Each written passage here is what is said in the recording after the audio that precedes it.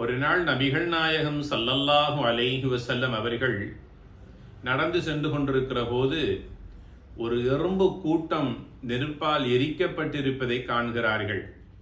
தன் பின்னால் வந்த தன் தோழர்களை பார்த்து இந்த எறும்பு கூட்டத்தை நெருப்பினால் எரித்தது யார் என்று கேட்டார்கள்.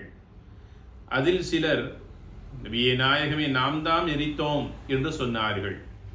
அப்போது நபிகளார் ஸல்லல்லாஹு அலைஹி வஸல்லம் அவர்கள் எறும்பையோ எந்த உயிரினத்தையோ உயிரோடு எரிப்பதற்கு யாருக்கும் எந்த அருகதையும் அனுமதியும் கிடையாது. நெருப்பை படைத்த இறைவனை தவிர வேறு யாராலும் நெருப்பை கொண்டு எந்த உயிரினத்தையும் உயிரோடு எரிக்க முடியாது, அதற்கு நோவினை கொடுக்க முடியாது.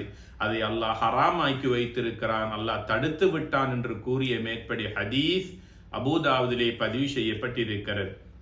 எறும்பு போன்ற சிறு சிறு உயிரினங்களை இன்று சர்வ சாதாரணமாக மிதிப்பதும் நசிப்பதும் அதனை கொல்லுவதும் அதனை எரிப்பதும் போன்ற சாதாரணமாக அதோடு மனிதர்கள் நடந்து கொள்ளுகின்ற செயலை பார்க்க முடிகிறது.